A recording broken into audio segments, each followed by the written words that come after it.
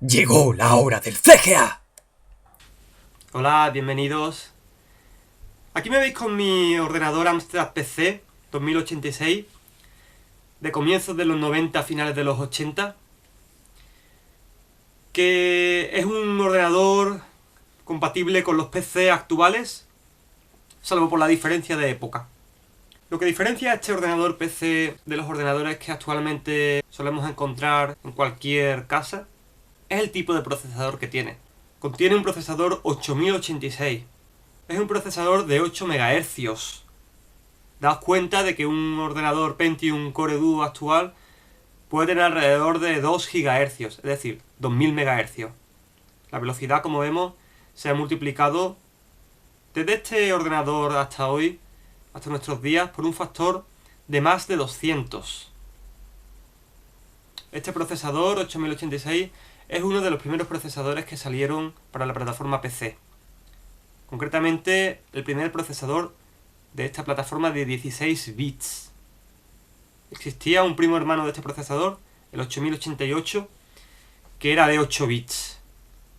No nos referiremos a este hoy, sino que partiremos directamente de los ordenadores de 16 bits, que tienen la capacidad de que puedan mover a través de su bus de datos, es decir, lo que comunica al procesador con el resto de periféricos a través de la placa base,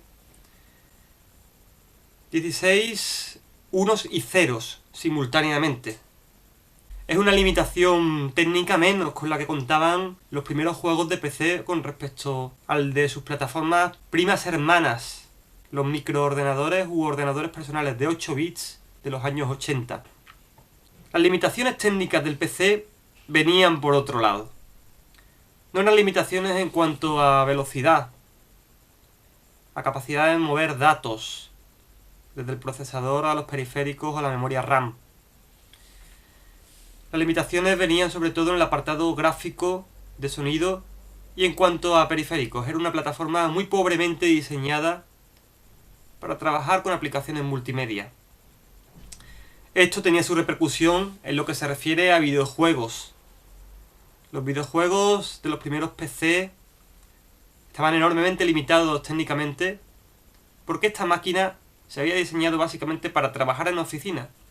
Y lo que se refiere al alarde gráfico y sonoro dejaba mucho que desear. Vamos a iniciar esta serie de capítulos para hablar sobre los orígenes. Los orígenes de la plataforma IBM PCI compatibles, que es la que hoy día se halla completamente generalizada en más del 95 o 90% de los ordenadores domésticos, en el plano de los videojuegos. ¿Cuáles fueron y cómo eran los videojuegos más destacados de esta primera época para nuestros PC?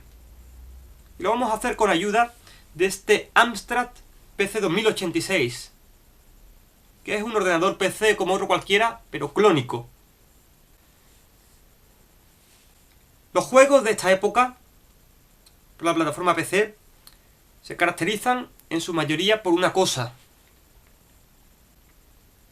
Los gráficos estaban diseñados para trabajar con unos adaptadores gráficos conocidos como Vega. Son juegos en 4 colores. Y posteriormente para unos adaptadores gráficos conocidos como EGA, que tienen capacidad para representar 16 colores. Más adelante aparece el VGA, en el que se basan los gráficos modernos de los ordenadores actuales. Los primeros VGA solo podían mostrar 16 colores simultáneos en pantalla, de un total de colores posibles muy superior a los 64 iniciales del EGA que le precede. Posteriormente, con el modo gráfico de baja resolución MCGA, el número de colores simultáneos aumenta a 256.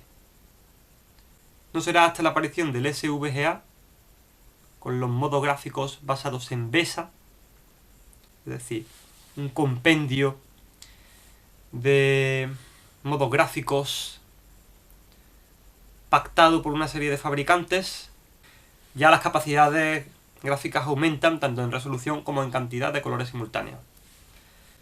En esta serie vamos a hablar del primer período, primera etapa de juegos de los IBM PC y compatibles, que son juegos en su mayoría con gráficos Sega.